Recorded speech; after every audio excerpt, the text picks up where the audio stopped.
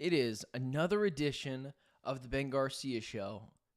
The first of this very great month of July.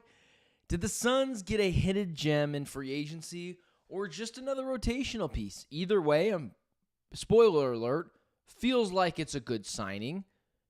As well as TJ Watt. Could he be on his way to the Arizona Cardinals?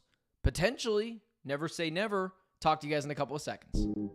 The Ben Garcia Show. Yeah. Woo. Best show in the land. Yup. Listen. Come and get your information from Ben Garcia. Get the latest on your quarterback, running backs, and receivers. Tune in, so any other show you don't need them. Any news that he giving out, please just believe him. Giving out the latest prediction and top-notch analysis. Wanna hear the truth, better have thick skin like callus. The latest move that your team just made can be damaging. The dudes ain't speaking no facts, they just be rambling. Lights, camera, action, turn on the show. Go get the cameraman. Yeah. Lights, camera, action, turn on the show. Go get the cameraman. The Ben Garcia Show.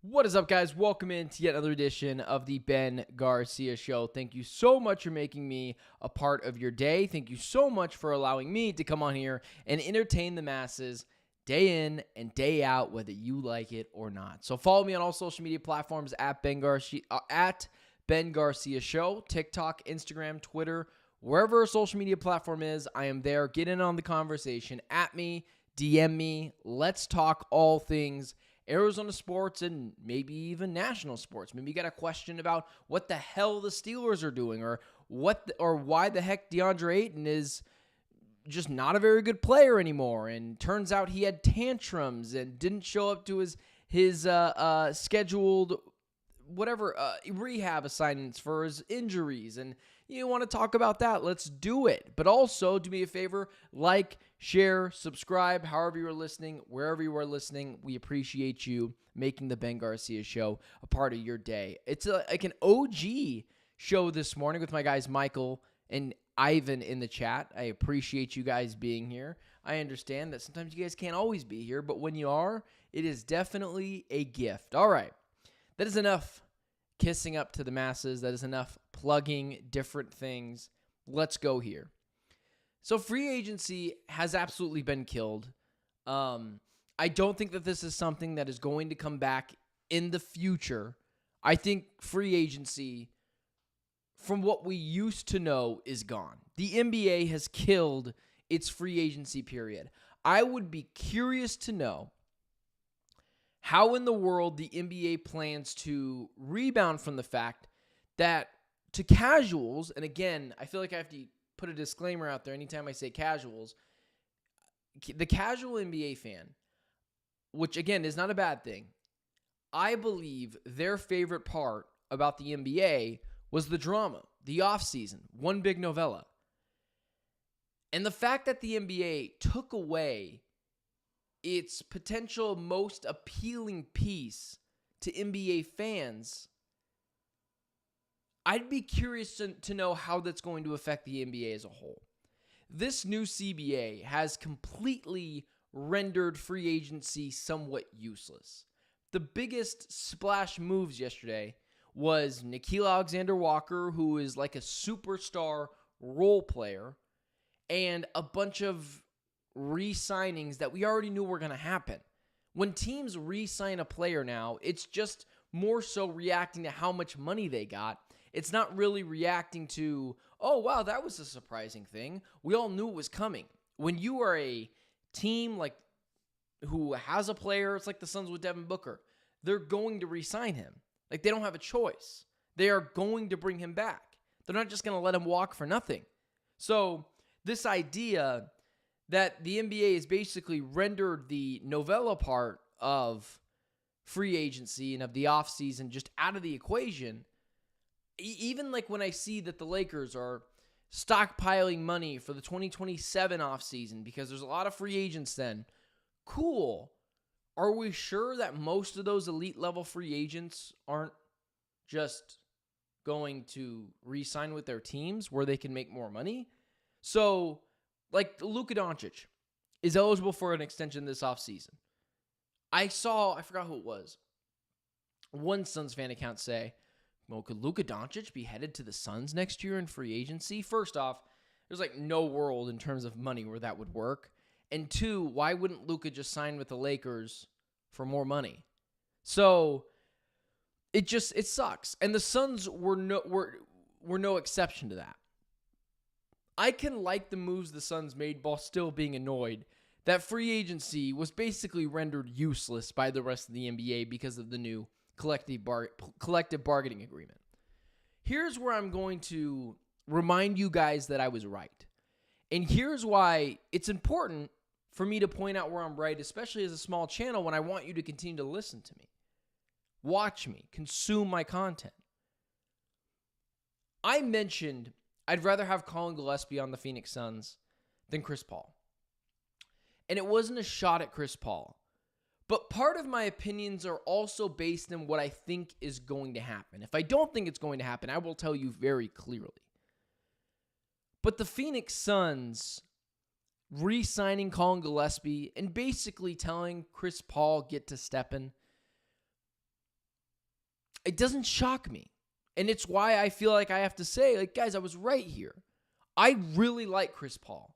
And I'm really thankful for what he did. And honestly, I think he's a pretty underrated player when you talk about the best all-time point guards. But Chris Paul at 37 was already a slow, methodical player, play at your own pace, and that's okay. That was always Chris Paul's MO. He's going to let the game come to him. He is not going to be taking advantage of the game. Totally fair. No issues with that. But Chris Paul at 40 years old, it just never really worked. It was not going to work. It was going to be hard to push the tempo. It was going to be hard to get him to do the gritty things that a 40-year-old maybe doesn't want to do, and honestly, at the end of the day, can't do. So that's where when I talk about Chris Paul, I just don't think it was a good fit at this point in his career. What I think is a better fit, like you could still argue to me that Chris Paul's the better player than Collin Gillespie. I might push back a little because I think defensively, rebounding the basketball, even a little bit of playmaking, I might even say that I think Collin Gillespie's got the edge. But Collin Gillespie shot the ball at a 40% clip from behind the arc. He is not no guy to sneeze at. And so I just like the fit, which is so much about what the NBA is about, than I care about the actual player. And the fact that I have Collin Gillespie come off the bench, do all the little stuff, get rebounds, dive on the floor, shoot the three ball at a fairly high clip, that's what I'm looking for. I'm not looking for some 40-year-old to come in, play methodical. Like, I just don't see that at this point in his career. Also, is he going to be okay with taking a back seat to Jalen Green? I don't know. NBA, so much is about fit, and I thought Collin Gillespie fit this team better than Chris Paul did. And I think the Suns saw that too. And in a league where you're playing faster, you're getting younger, and you're getting bigger, Collin Gillespie is definitely not bigger, but faster, play with more tempo, be that gritty player that dives on the floor for loose balls, that young player still trying to prove himself in the NBA. That is exactly what I wanted to see. And so I just think that was a better fit for the Suns than Chris Paul. So I told you so. But, I think most of what Suns fans, they were clinging to the nostalgia of Chris Paul, not what Chris Paul could do for this team now. And so if I was Chris as well, I'd go to the Clippers, closer to the family, better chance to win. I think just a better scenario over there than Phoenix. And I just think Collin Gillespie was a better, just a better overall player for this team right now. All right. There was also another signing yesterday. Nigel Hayes-Davies. Nigel Hayes-Davies on his own doesn't say anything to me about what the Phoenix Suns are doing in free agency. But it's pretty clear that the Suns are eyeing a culture change with their new look roster. Matt Ishbia, Brian Gregory, to their credit, kept this promise. They said that this roster is going to be totally revamped, and when you play the Phoenix Suns, you're going to know you played them, whether you won the game or whether you lost the game. They want to push dudes around, they want to get bigger, they want to play with pace. But most of all, the Suns are changing the culture when it comes to this roster on this team. Look up and down this team. There are multiple guys who have something to prove, who are going to go the extra mile, who are not going to take the game for granted. And that leads me to a player like Nigel Hayes-Davies. He's 30 years old. He was in the NBA. He played 5+ years overseas. And it took him this long. He's 30 years old to get back to this moment. Do you think he's going to take that lightly? Jalen Green was the leading scorer on the 2 seed, and they said, get out of here. Dillon Brooks helped them with the rebuild, and as soon as they got to where they wanted to go, got the new shiny toy, they pushed him out the door. Collin Gillespie, he's still trying to find his way in the NBA. This team is filled with guys who have something to prove, who are not interested in the just be there guy. Everyone is bought in. Everyone has got something to prove. Combine that culture change with the fact that this team is just overall bigger.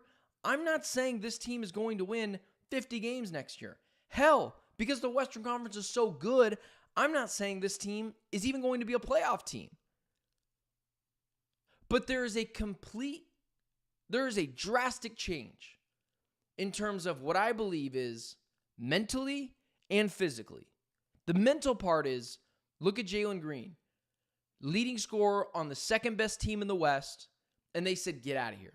Dillon Brooks was instrumental in their rebuild, and they said, we're good. Collin Gillespie is fighting to stay in the NBA and to get his first big contract next season. Nigel Hayes-Davies spent multiple years in the EuroLeague before he got his chance to come back and play in the NBA. Do you think he's going to take that for granted? Devin Booker is now a forgotten star. I saw something yesterday where someone tried to be funny or put out a hot take that he's just a glorified Tyler Hero. You don't think he's motivated to show and remind people what kind of a player he is? Mark Williams. Sure, 15-10 on the Charlotte Hornets. Do it when a team is actually trying to win. This team is filled up and down with player after player after player. I mean, look at Malawach. He fell to 10. He shouldn't have. Look at Rasheer Fleming. He played on a college team that no one ever heard of. He's 21 years old when the season starts. He's got something to prove too. Up and down this roster, there's a drastic culture change in bought in, and everyone's got something to prove.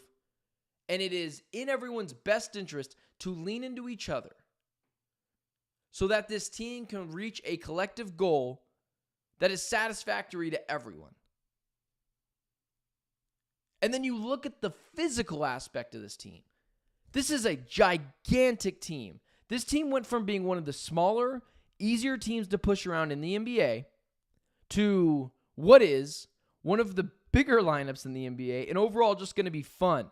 This was put out by my guy, Sam Cooper, who joined me a lot on Fox Sports 910, back in my Fox Sports 910 days, via the Timeline podcast. Look at some of these sizes. It might not be filled with talent, but it's just a bunch of guys who, my guy 8-Bit Digital mentioned in the chat, it's just a bunch of guys who you're going to get a whole lot of effort from. And this team last year lacked just that, effort. But look at this roster physically. Rasheer Fleming, 6'9", 7'5" wingspan. Nigel Hayes-Davies, 6'8", 7'3" wingspan. Oso Ighodaro, 6'10", 6'11" wingspan. Kamon Malawach, 7'1", 7'7" wingspan. That dude's a pterodactyl. Mark Williams, 7 foot, 7'6" wingspan. That is a massive front court.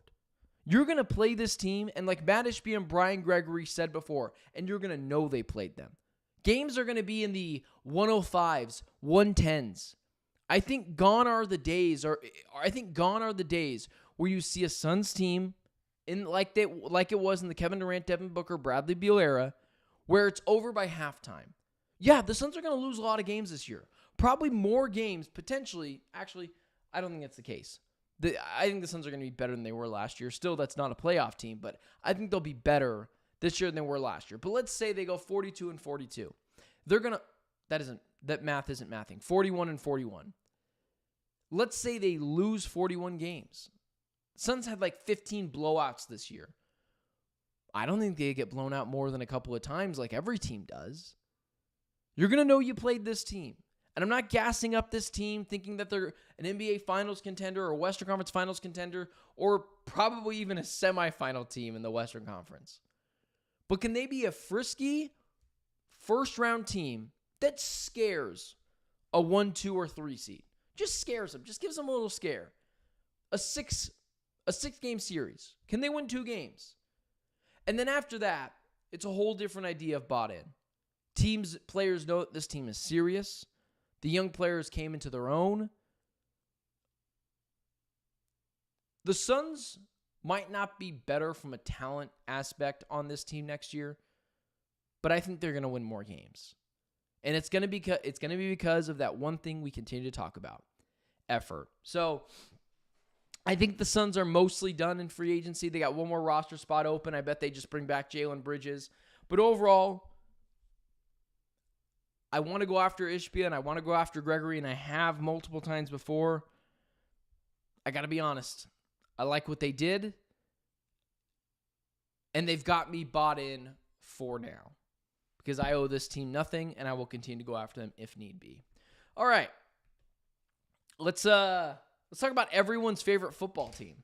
It's so nice to be able to go back in here and talk some Arizona Cardinals. Today's so great because we should not have things to talk about on July 2nd. Well, it's not July 2nd, so maybe that's the case. So look at that. My microphone just went right after me and my camera just went haywire. But it's so nice to have something to talk about in early July at this point in the sports calendar because, let me fix my camera, guys, really quickly. The camera's all messed up. But it's so nice to have stuff to talk about in July because normally at this point, we don't have these kind of things to talk about. And yesterday, I've held back on this topic because I wasn't sure how realistic it was. And I've got to be honest with you, TJ Watt and the Arizona Cardinals, it sounds kind of far-fetched. I've went back and forth with this, and I put this out on social media yesterday on the old Twitter.com. And I had said, I think I'm out on TJ Watt and the Arizona Cardinals going after him. After further thought, I think I would go after TJ Watt. What worries me, because I'm on record saying multiple times, Trey Hendrickson, I would go after. Because I just don't think it's going to cost as much.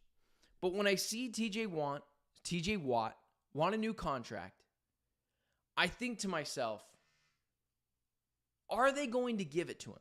Are the Steelers going to give TJ Watt that new lucrative deal that he's looking for?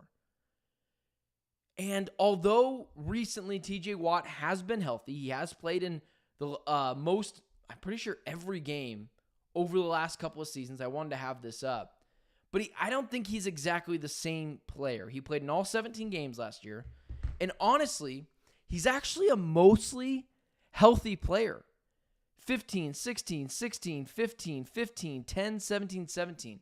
He does kind of fit the Monty Austin-Fort role a little bit. And my guy 8-Bit Digital in the chat, I think I'd rather have Trey Hendrickson. I don't know. I don't like to say I don't know on this show. I like to give you guys a hard-hitting opinion. I don't want to sit on a fence. But when I look at the Steelers potentially having to pay TJ Watt after just getting rid of Minka, and the Steelers are doing all sorts of just weird things, but that's what they've been doing ever since Big Ben retired, and even a couple years before that. Depending on the price, I would be all in on the Arizona Cardinals going after TJ Watt. What this Arizona Cardinals team is missing is that bona fide number one player on your defense that you have to scheme around. And that player is always the pass rusher, mostly on the defense. The Cardinals don't have that star pass rusher, and it's like the missing piece the last infinity stone, if we're talking about Thanos here, to this defense. TJ Watt could be that guy. And I don't want to get caught flat-footed. Not every NFL season is the same. I hate this effing idea that you have to go through the process. You have to be a borderline playoff team, and then you have to be a playoff team, and then you get to win a playoff game, and then you get to make the conference championship, and then you get to make the Super Bowl, and then you have to win the Super Bowl. I don't really care about that idea. That's not a thing. Not every NFL season is exactly the same. It's not incremental growth. You win games, you potentially get to the Super Bowl. Now, I think there's some growth between being a good team like the Cardinals were last year, but just missing the playoffs. But then after that, all bets are off. No one thought the 2008 Cardinals team was going to go to the Super Bowl. Every year it changes. The NFL season is random, parity. So I don't want to get caught flat-footed. What if the Cardinals are awesome this year? What if the defense is awesome this year? And my guy in the chat, Aaron, said, you want to know who didn't follow the gradual playoff plan? The Rams. It's a good point. I mean, forget just that on its own. The Rams were like 1-3 last year, made the playoffs, and are 1 or 2 plays away from beating the Super Bowl champions in the Eagles on the road. The Cardinals have the money to do so, and it's a little bit of a risk. But is it, though? It is TJ Watt. And I know last year, it wasn't a great season for him. He had 11.5 sacks. Whereas when you're talking about Trey Hendrickson, he's coming off of some of his best seasons. So you think maybe he's more in his prime. It's hard for me to believe that TJ Watt wants a massive 4-year deal. I think he just wants more upfront money. So I've changed my mind on this. If the Arizona Cardinals can get TJ Watt if the Arizona Cardinals can get TJ Watt for fair trade value, I wouldn't give up a first-round pick, and I might be hesitant to give up a second-round pick, although that might be what gets it done. So if the Cardinals get him for 1 second-round pick, and they pay him immediately, a 2-year deal front-loaded with a 3rd-year team option, I would do it. Because what the Arizona Cardinals are missing is that last infinity stone, that X-factor player that the other team has to plan around. I love Budda Baker, but I don't think teams are scheming around a strong safety. I just don't think they are. What I would think they would do is plan around TJ Watt, and that elevates everyone else on the defense. And I don't want to get flat-footed. Not every NFL season is exactly the same. We have to be ready for what is to come. What if this is the Cardinals' chance to win a Super Bowl now? What if there's a bunch of injuries? Be ready for it. I don't think what the Cardinals are missing is another wide receiver or another offensive lineman. I think what they're missing, although they have greatly improved from what they were last year, is that star X-factor edge rusher that other teams have to plan around. And so if I could bring TJ Watt into the fold, that is going to elevate everyone else on this defense. And the Cardinals have the money to do so. And they have the capital to trade away. I think it's worth the risk to throw a second-round pick the Pittsburgh Steelers' way. Maybe it's a second and a fourth-round pick. But what if he's the difference between one playoff win and a conference championship appearance? And if that's the case, all bets are off. Look at the Washington Commanders last year. Did you think the Washington Commanders were going to play in the conference championship game? I bet you if they knew that they would be, they would have put more into their roster and not invested in Zach Ertz and, Frankie Louvu. They would have went and got a star player. What are they doing this year? Accumulating stars. Accumulating players on this team. What did they do halfway through the season? Go get Marshawn Lattimore. This offseason, bring in Deebo Samuel. We got the money. Let's do it. Let's be ready to win. I understand this slow cook idea. And in your head, I get it. It seems like the right thing to do. Gradually move up. I'm not there. let's be ready to do it now. Let's be ready to win now. And so when it comes to TJ Watt, that is a player that I would absolutely bring in if I was the Arizona Cardinals for a second-round pick and pay him up front a bunch of money for 2 years. Don't get caught flat-footed. Imagine what he could do with Jonathan Gannon. Imagine what he could do with Nick Rallis. These are smart defensive minds. So, if I was the Cardinals, it sounds simple, but the mental gymnastics I just did should play it out for you. TJ Watt would make it for a really good addition on this Arizona Cardinals team. All right, guys, thank you so much for tuning into the Ben Garcia Show. Don't forget to like, share, subscribe, potentially even tell a friend about the Ben Garcia Show. Follow me on all social media platforms at Ben Garcia Show. Thank you so much for tuning in, wherever you are listening, however you are listening. Can't wait to talk to you guys in person or on social media. And let's have a heck of a Tuesday. I'll see you guys tomorrow.